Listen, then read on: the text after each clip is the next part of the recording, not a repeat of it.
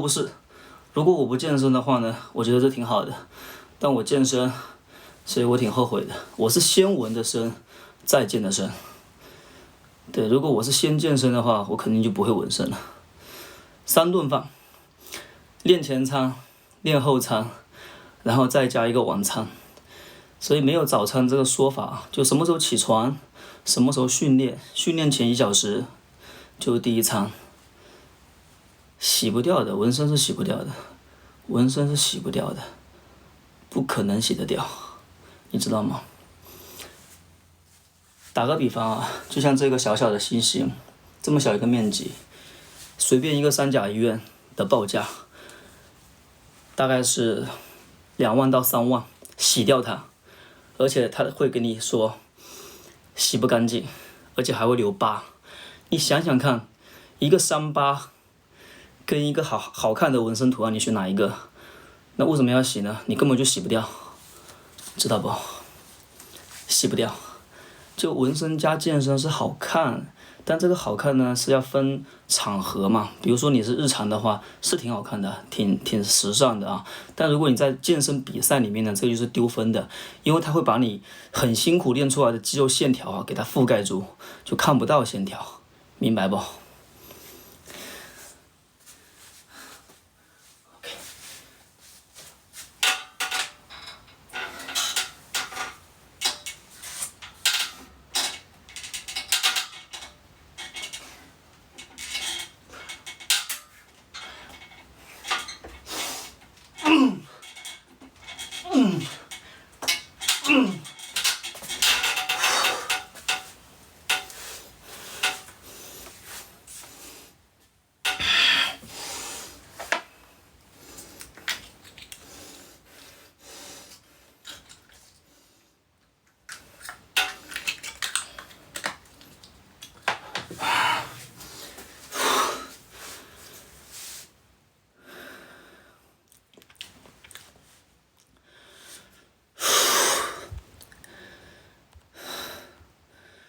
什么东西啊？什么东西都带，我人设崩塌了。这个兄弟，你可以展开说说啊，什么叫做什么都带？我带的货都是我用过，我觉得好用的。就现在这么多人在看，也一样可以跟你掰扯，对吧？那为什么说你一句话否定我，我就要承认呢？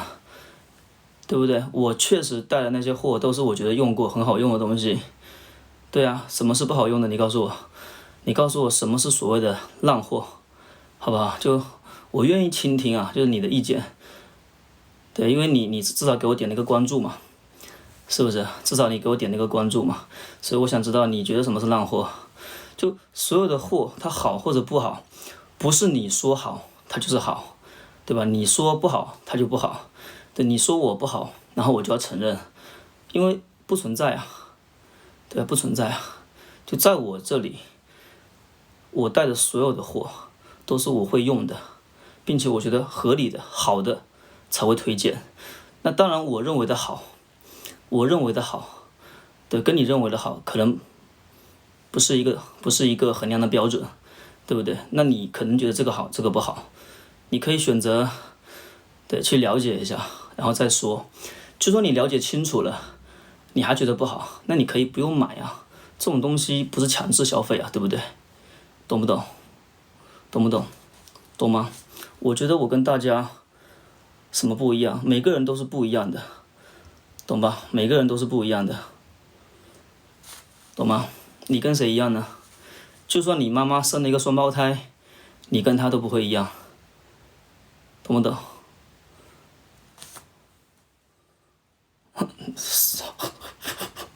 就你这个左右脑互搏的这种智商，就没有必要跟我讲话了，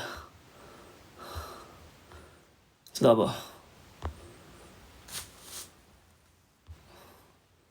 你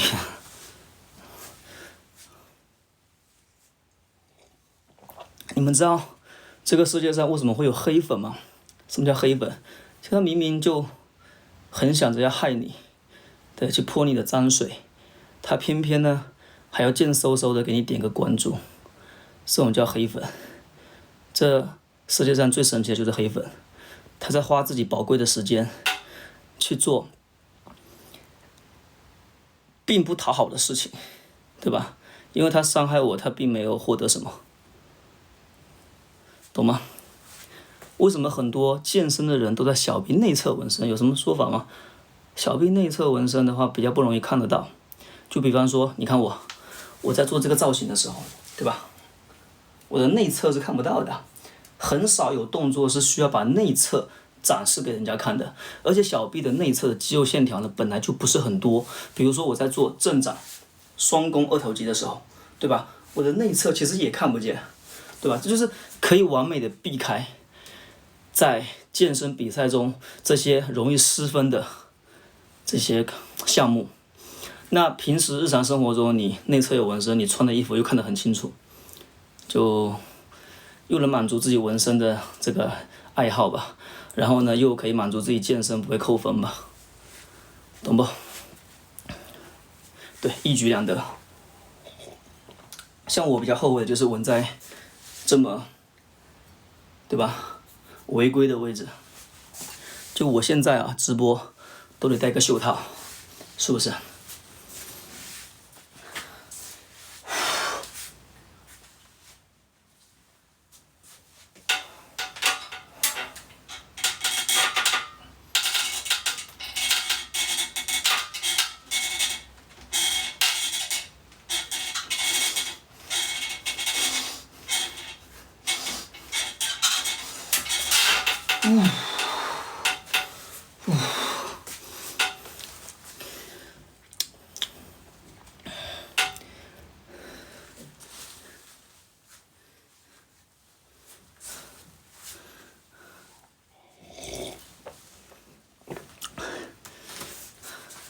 谢谢关注。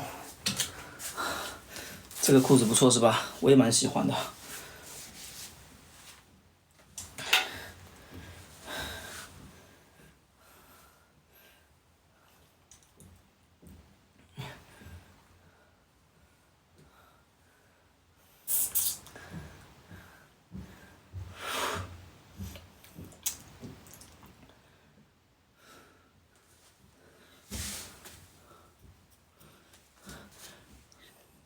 晚上健身肯定没有白天好啊，你白天有时间你就白天健身啊，那我白天没时间嘛，就晚上练一下咯。对，你想想看，如果你一天到晚就晚上熬夜玩手机，那玩手机好吗？熬夜打游戏好吗？就到熬夜健身就不好了。就熬夜干嘛都行，对吧？就是不能健身，熬夜吃宵夜可以，改变一下思路哈。健身本来就是好的嘛，对不对？你晚点健身，它肯定没有白天健身那么好，白天健身肯定更好。但是你晚上熬夜，你不睡觉，你去打游戏，你去吃宵夜，你还不如健身呢，对不对？就至少健身这件事情，你的肌肉会生长嘛，然后你也能变强壮，对吧？甚至可以代谢你一天吃了这么多垃圾，它有好的，所以就算再不好的话，它综合一下也是好的。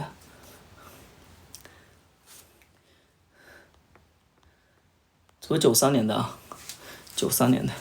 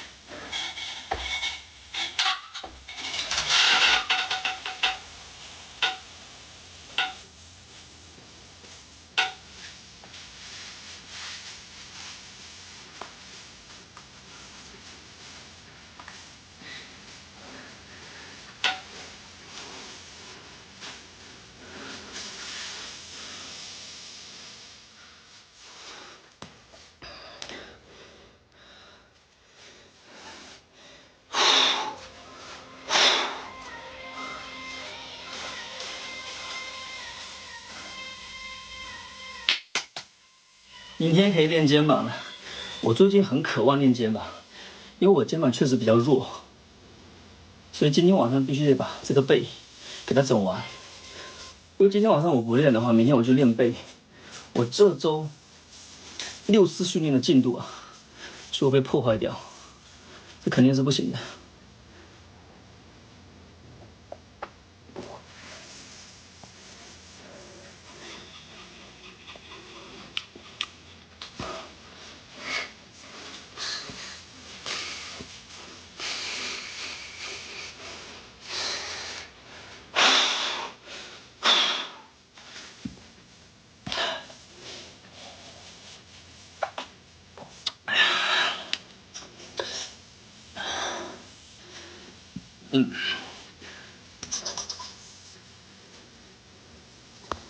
除了健身，还有什么其他爱好吗？喜欢骑自行车，喜欢滑板，喜欢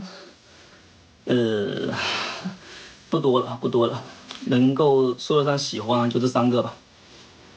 对，滑板还不怎么会，就刚刚学一点点，会一点点滑行、冲浪板啊，然后就还在那个感兴趣的阶段。然后健身是肯定喜欢的，都练了11年了，这没可能不喜欢。然后自行车也骑了很久，真的估计有骑15年了，所以这2个是排1、2啊，健身排第1吧。什么时候我滑板玩厉害了，你们就可以看到我的首页会更新很多滑板的视频啊，那个时候再说啊。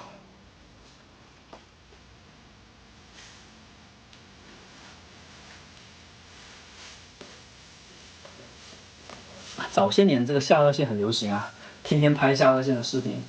后面呢，拍久了会感觉有点油，不敢拍了啊。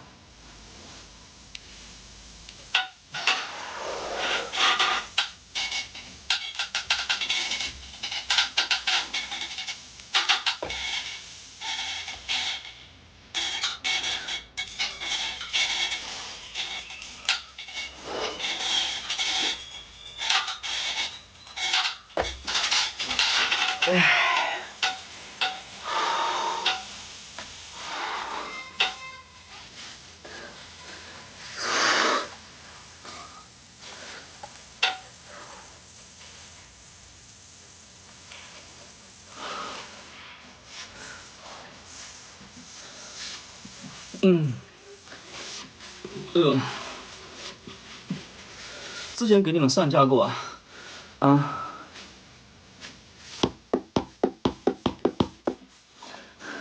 但今天我不带货，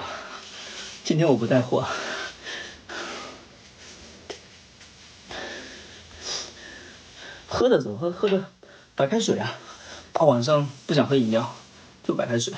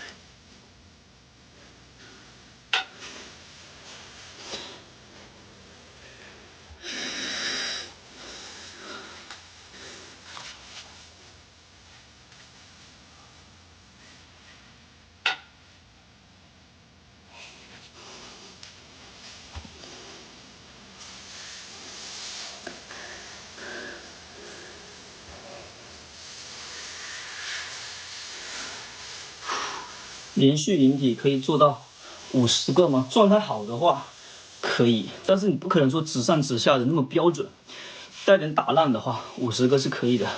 我有试过，但现在我都做了10几20组了，所以现在一口气没办法50个。现在体质还是一样啊，个位数9%。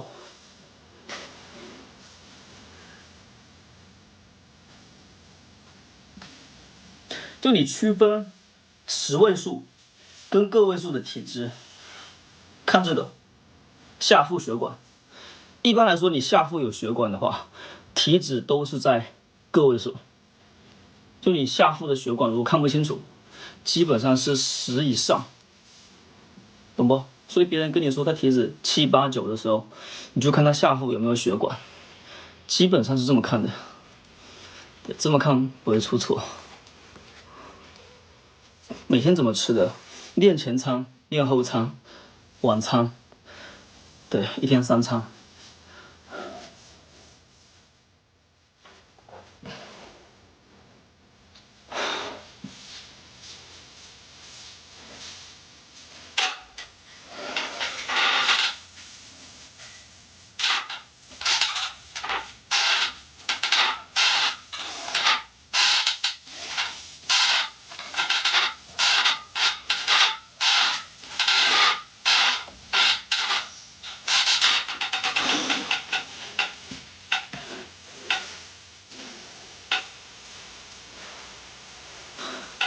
因为没有发力啊，没有发力啊。什么叫拉丝感？任何正常的人，常态的时候都不可能拉丝的，而且需要很大的光线。我这个光是柔光的拉丝儿，你得要，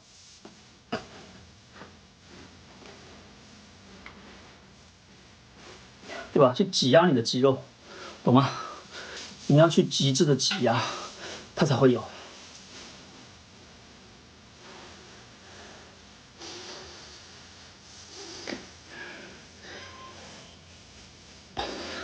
什么都吃吧，就蛋白质肯定要够啊。如果你健身是为了长肌肉啊，那你的蛋白质啊一定是排第一的，懂不？就你吃蛋白质，一定是要放在第一的，因为你的碳水、脂肪在日常生活中太容易获得了，但是蛋白质比较不容易。基本上所有的训练的，你的肌肉在不发力的时候，它不可能拉丝的，不可能，知道不？不可能，不存在。对，一定是肌肉放松就是放松的。就比如说我的腹肌，给你看一个极致的状态啊，看好了啊。就你的状态是可以根据你的呼吸发力去调整的。看右下角啊，现在是普通状态。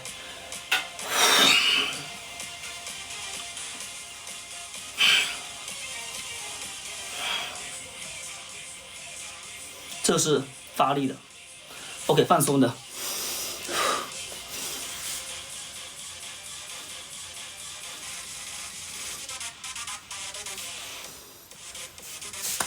知道吧？所以肌肉发力跟不发力的差别是非常大的。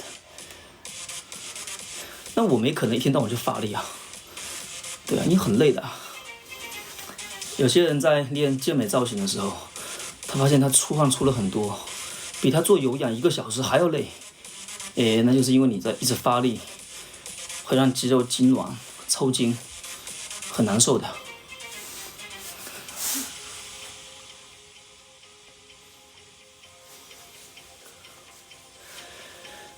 就健身哈，它真的很考验一个人对自己身材的一个最终目标的一个追求。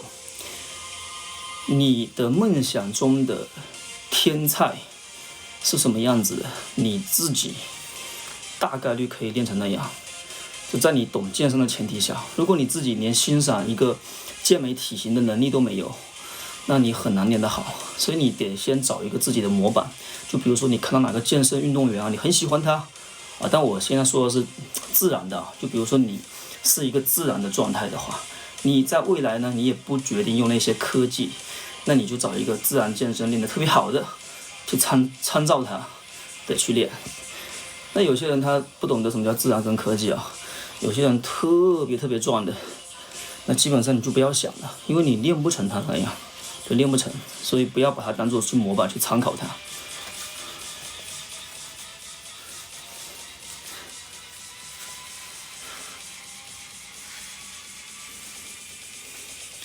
你也好想成为一个男的练成我这种，你疯了吗？你找一个这样的男朋友不是很简单吗？是不是？简单的事不做啊。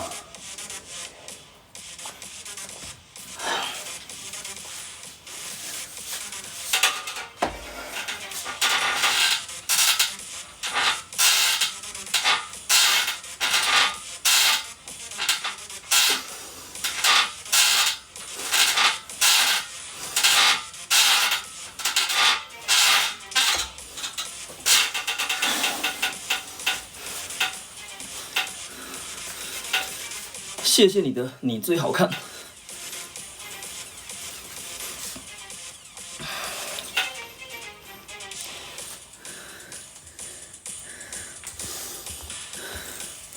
今天练了10组的髋距引体向上，有5组呢是负重21公斤的，还有5组呢是做力竭组，然后现在呢是载具的引体向上。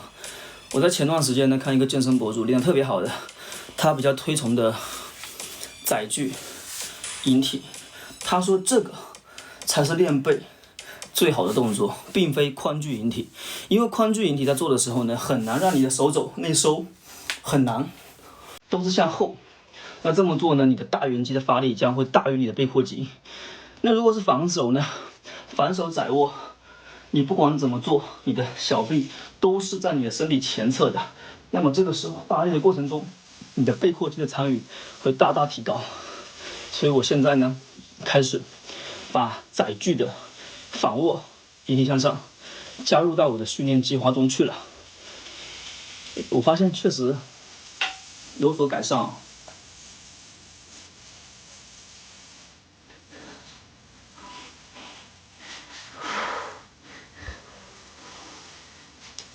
有所改善。我练的最差的就是肩膀跟背，所以今年在疯狂的补强。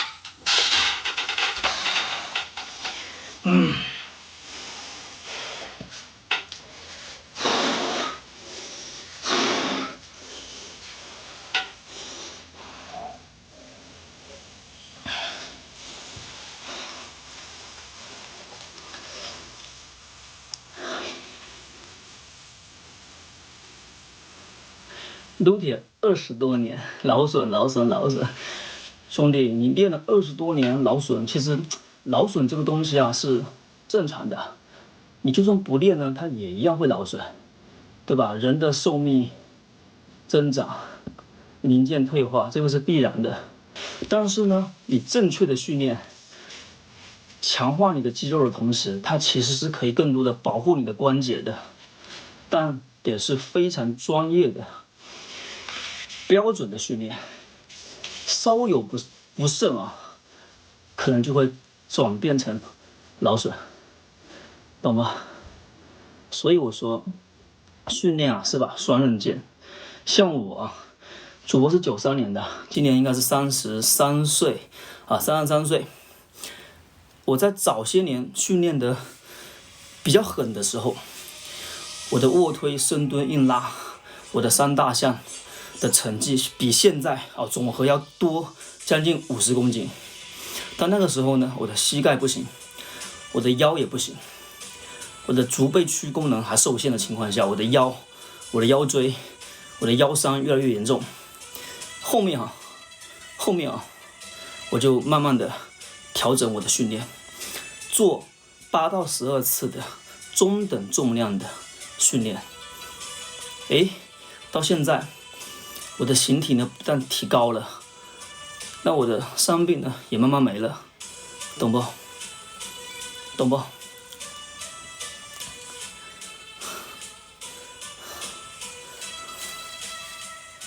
你看现在这个状态特别好，关节也没有问题，所以有时候你的痛苦的来源是因为你急于求成，对，不要太着急，练了20年了，应该慢慢的来，对吧？细水长流。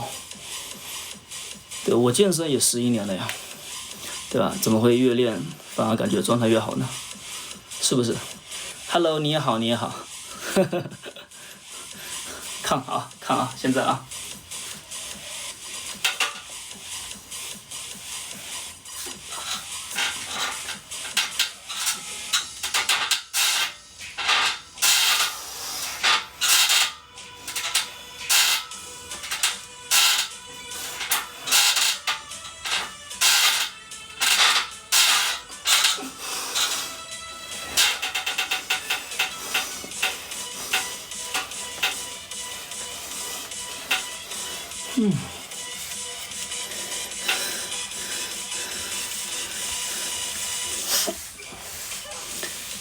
肌酸肯定喝啊，肌酸它是 A 类补剂，必须得喝的。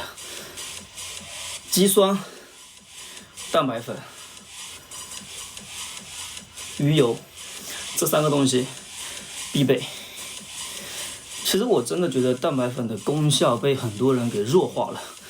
蛋白粉很方便，像我早上起来，我很懒，我不想煮鸡蛋，我不想吃东西，蛋白粉泡下去，随便配一块饼干，对不对？就可以了。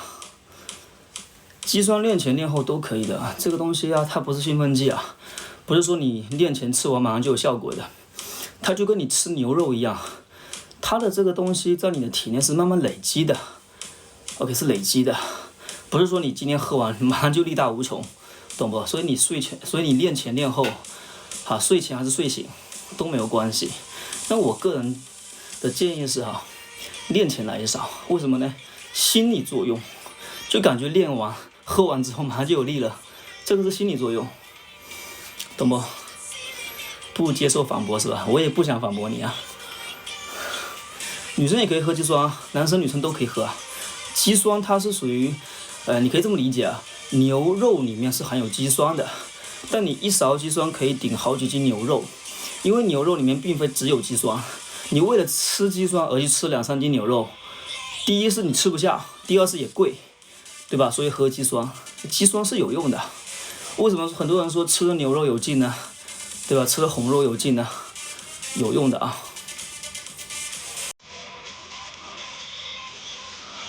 腰臀比是还可以哦，是还不错哦，给你秀一下吧。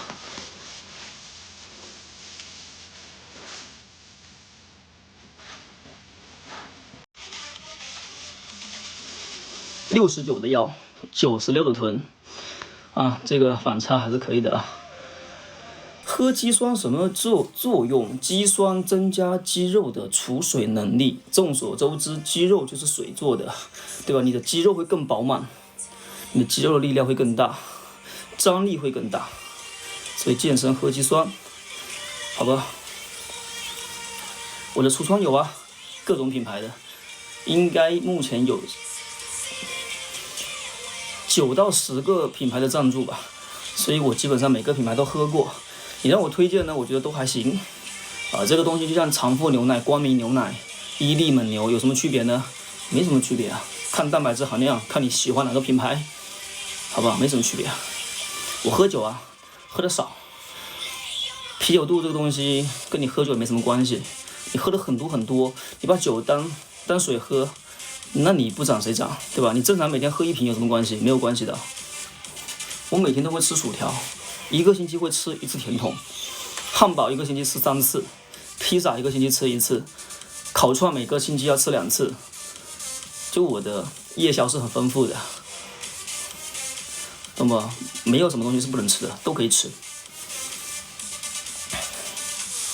就你吃完之后你得锻炼呀，就很多人他只知道吃的不知道练啊，像个皮球一样，是吧？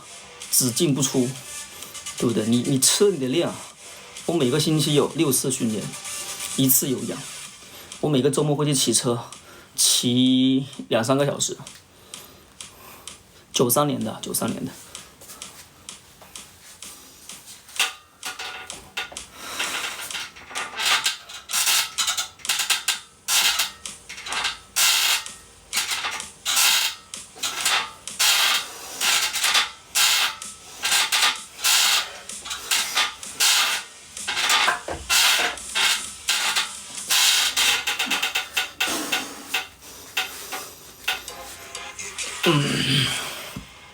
其实你如果有保持健身的习惯的话，你对这个热量的摄入呢，大概会有一个自己的判断。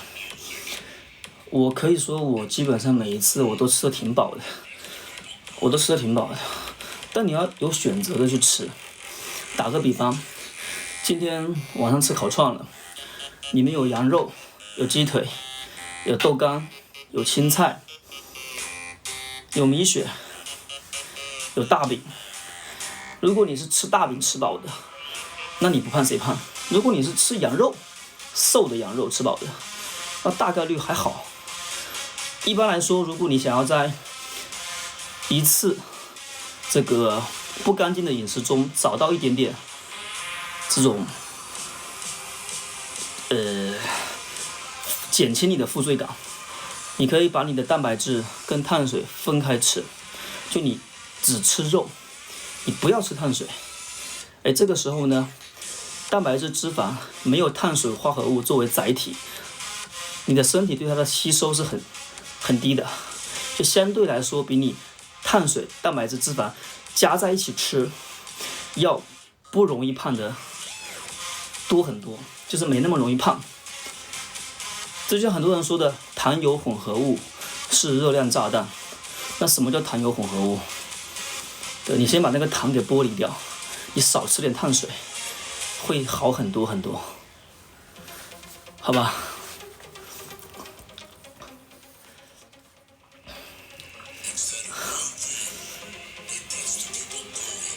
如果一个人练上不了大重量，要怎么慢慢的进阶？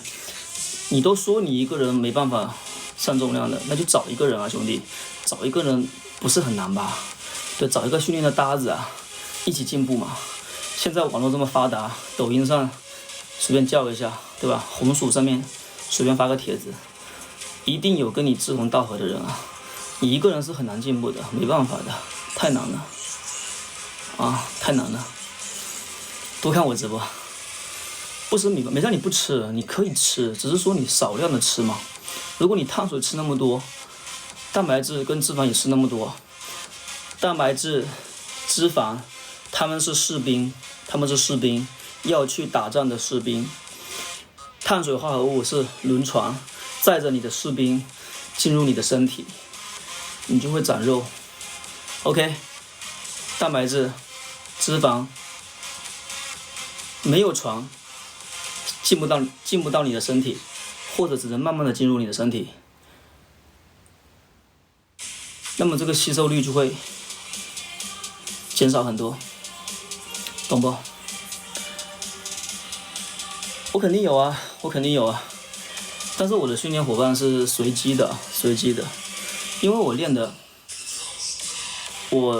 得相对来说比较好，所以我在健身房呢比较容易找到搭子。基本上他们在训练的时候，我就问他们要不要一起，基本上都不会拒绝我。所以你练得稍微专业一点啊，大家基本上是不会拒绝你的。什么叫超牛？我不懂什么叫超牛。碳水吃啊。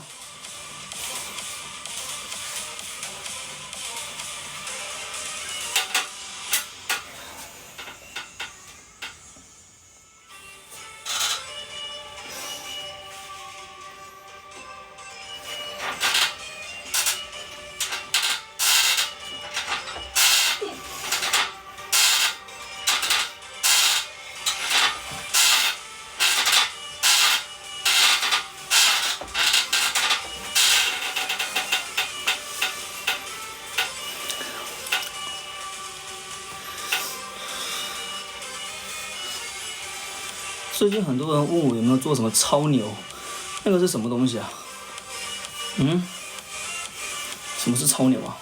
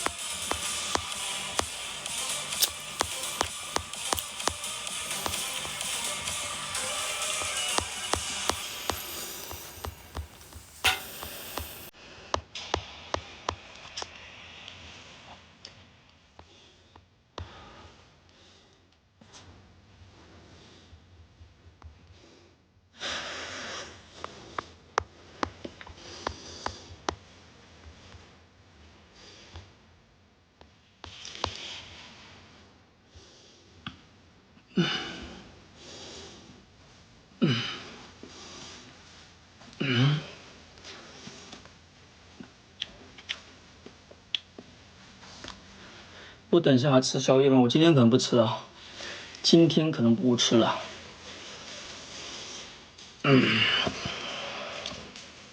剃须刀啊，好像叫什么博朗 S9吧，还是什么9，忘记了。可能就是声音特别大的，像拖拉机的声音，剃的还挺干净的。我的健身房是厦门的247 Fitness， 在厦门的火车站。你要去蹲我？哎，我对你这个名字好像有点，我想问一下，什么叫老鼠人啊？就我最近看到很多人的昵称前缀是老鼠人，什么意思啊？什么叫老鼠人？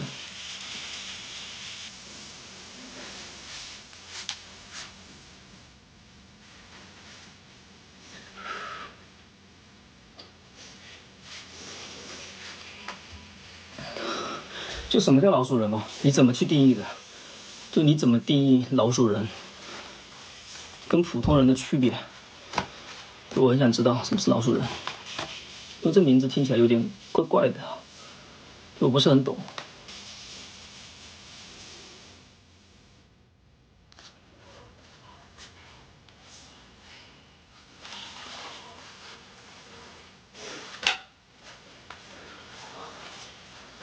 我都准备要下播了。刚刚你们说那个牙膏呢？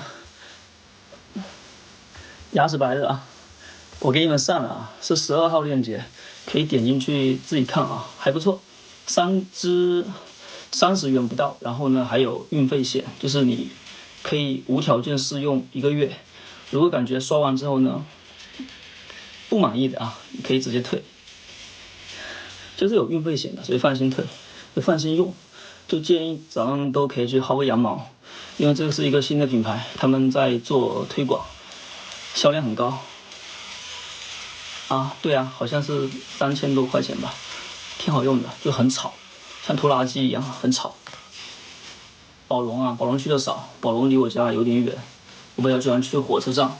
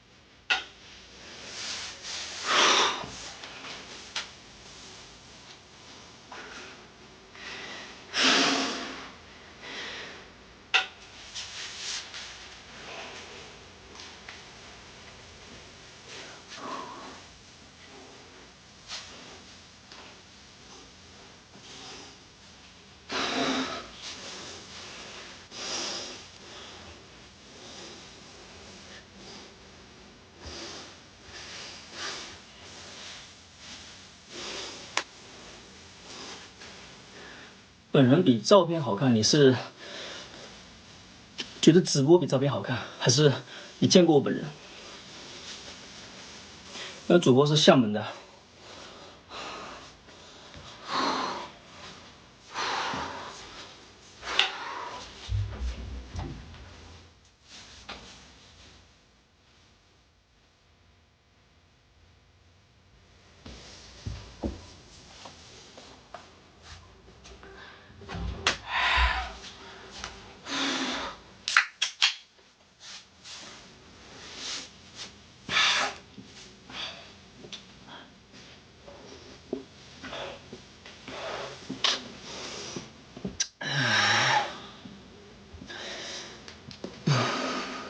人鱼低吗是什么意思？什么叫人鱼低吗？人鱼线低不低是这个意思吗？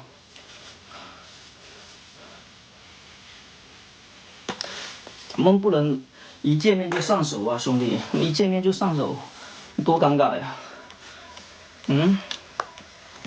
那多尴尬呀！人鱼线确实挺低的，非常低。你看一下啊，每个人的人鱼线的位置也是不一样的。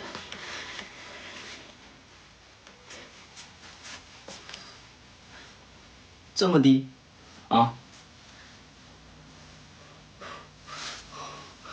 这么低。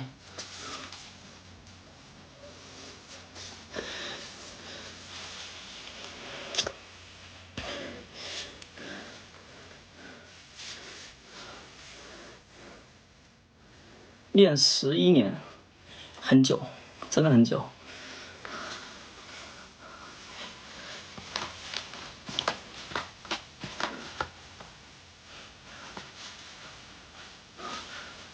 我在健身男博主里面的男女粉丝的比例啊，应该相对来说是比较不正常的了。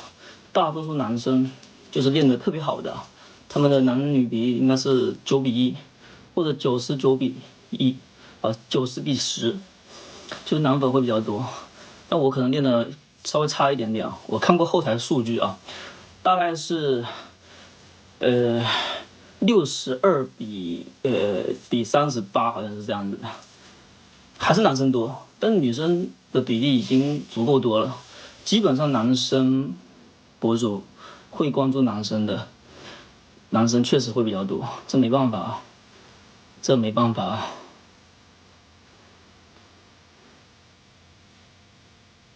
176，我真人也不老啊，那才33岁嘛，也不算老啊。圈圈爱健身应该有见过我吧？那个时候我是寸头啊，可能会比现在显得成熟一点，长得也不会老吧，应该，对吧？就是这个年龄应该有的样子啊。因为现在很多男的40岁、50岁还很年轻啊，对吧？我应该就是正常的吧。那如果你稍微打扮一下，留一点点发型，那看起来更年轻一点。那前提是你不能油腻啊。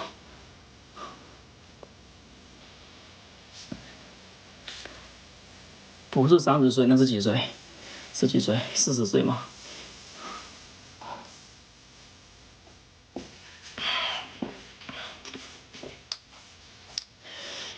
？25岁，比心。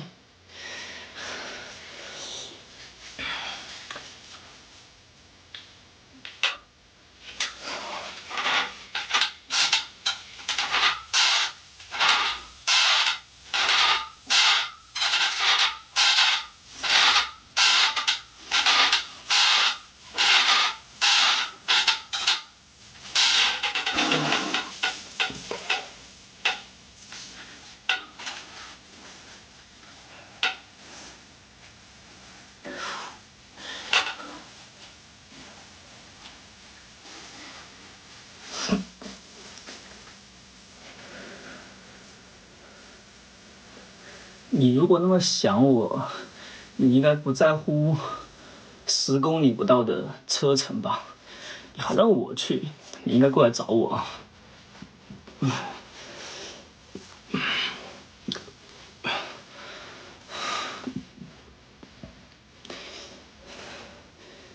健身2年，引体向上一个都做不了，为什么？因为你这2年在划水啊，不管你是男生还是女生，如果你练了2年了，并且你有相对系统的去练引体向上这个动作的话，这是前提。如果你还练不了，那你就是在划水。那倘若你健身2年以上，但是你并没有专门去练引体向上这个动作，那你说你练不到，那我也不怪你，因为你都没有去练啊。它不能自然而然就会，它是靠你练出来的，知道吧？我跟你练的时间、长度、频次都没有关系，跟你练的训练的内容有关系。OK， 好不好？拉黑好几个号还刷到，我只有一个号啊，兄弟，我只有一个号啊，而且你拉不拉黑，别人也不在意吧，对吧？别人也不在意吧，我直接把你拉黑不就好了，对吧？没人会在乎你的，好不好？就你还上头了，就有些人真的好奇怪啊，就像我啊，我不喜欢马云，我不喜欢马斯克，谁在乎呢？对吧？你谁呀你，对吧？好奇怪，而且这种人还挺把自己当一回事的。对吧？还跑过来说，拉黑好几个号，怎么还刷得到？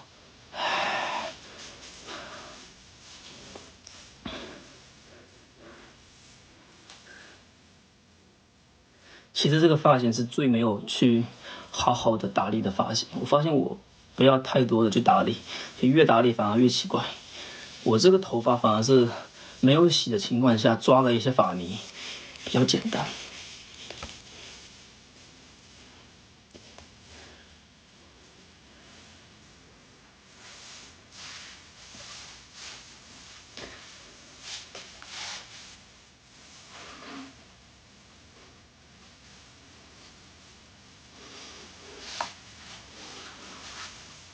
不能再低了，天哪，在直播啊，没办法，这已经是抖音的极限了。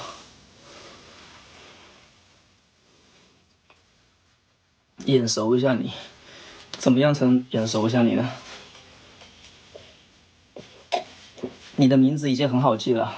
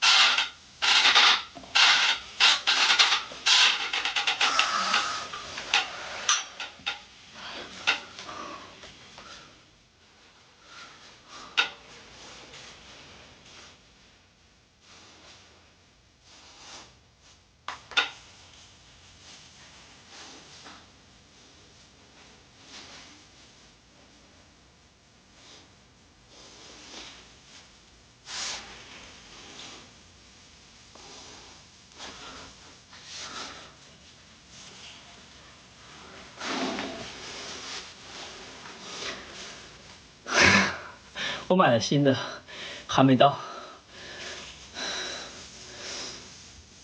我买了新的还没到。宙斯之子怎么做？我好像不会啊。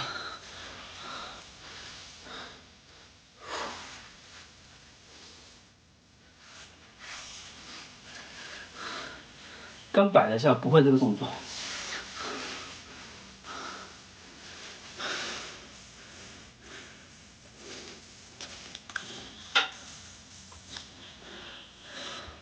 一天到晚这里看一下，那里看一下，不看了。这好像在选妃呢，啊，坐下来看一下，左边看一下，右边看一下，不能老看啊！练了10年了，兄弟，练了10年了。对啊，刚刚说人鱼线看一下，然后又说拉低看一下。你不要来找我，你来找我干什么？啊？想让我被揍吗？不要来找我，来找我干什么？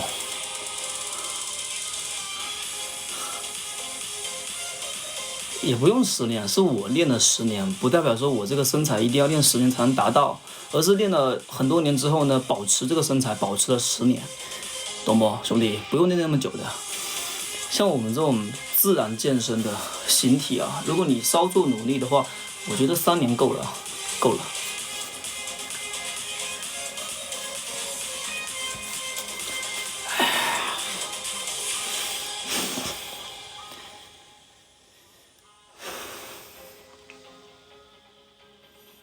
只能跑步了，跑步的身材也会变好啊。有没有想看圣诞树的？有没有想看圣诞树的？想看圣诞树的，咱们凑100朵玫瑰，好不好？主播播这么久了，都没有人给我送玫瑰。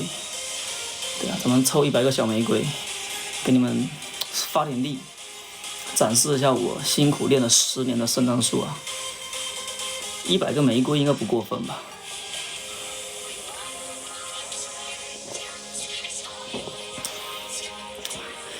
你的星星纹身让我截个图呗。这个是星之卡比。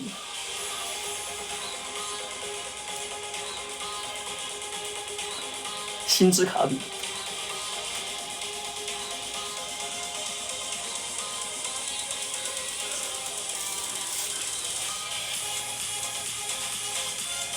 哦，我想起来了，我在前几天在我的评论区看到过你的账号，你的体脂率特别低，可以说是很干的那个状态。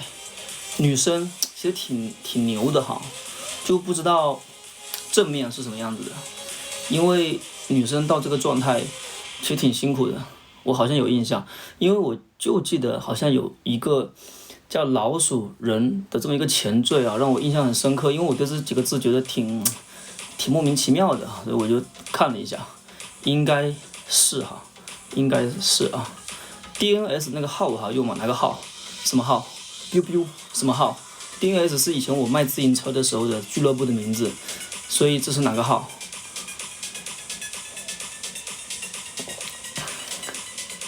哪个号？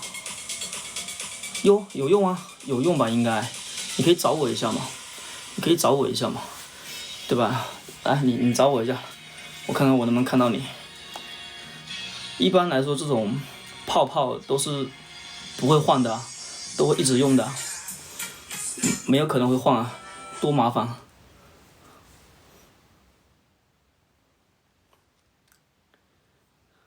对吧？你待会找我一下，我看看有没有在。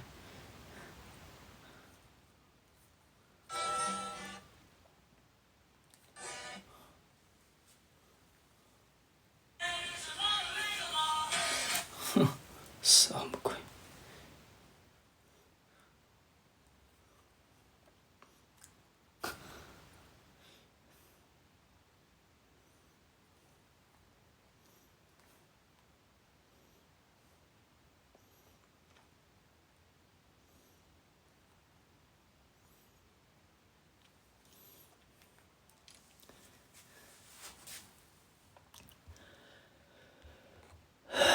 你好像看过我推，看错了，怎么没有推啊？看错了。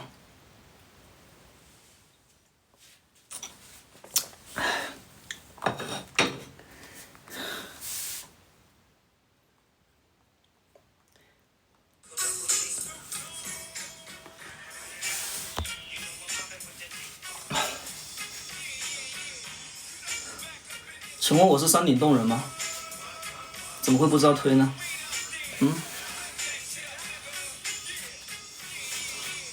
肌肉海滩是我吧？什么意思？肌肉海滩这个账号不是我的。肌肉海滩这一个俱乐部，我们曾经在里面拍过视频，就知道推的就是圈内人了。你这个认知有点狭隘啊，就非常狭隘，不应该是一个成年人能说出来的话，好不好？现在都什么年代了啊？信息时代啊！我的天哪，还有这个认知，懒得骂你啊！捐什么？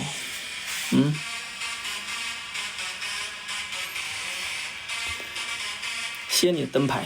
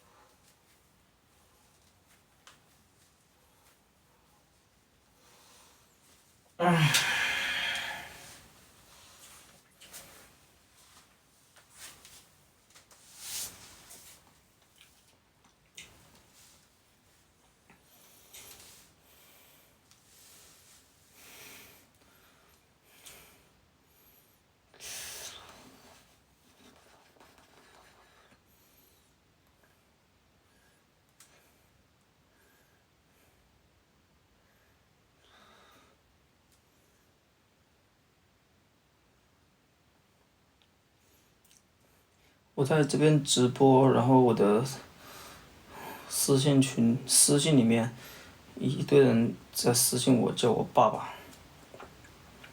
就我看到这些东西，我都不知道怎么回你。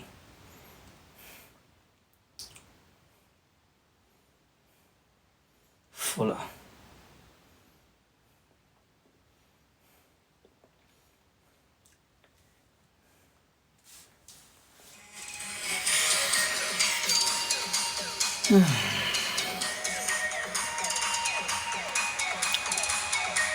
谢谢你的鲜花。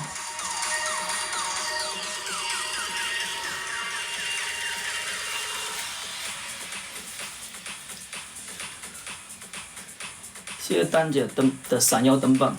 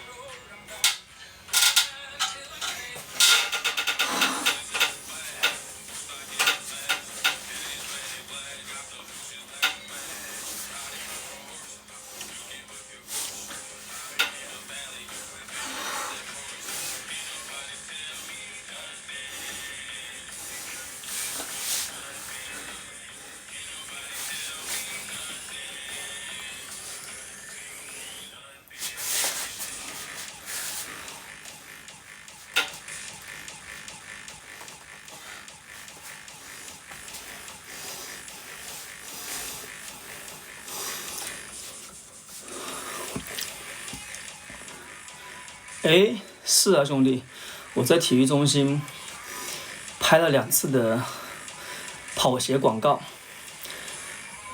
有一个跑鞋的合作，叫沃兰迪的牌子，我在那边拍了2次的广告，跑步的，所以有可能见过啊。但主播呢是一个跑步新手。然后我的这个跑鞋广告呢，也是我的第一双正式的跑鞋的广告。作为一个新手入门跑步的这么一个人设啊，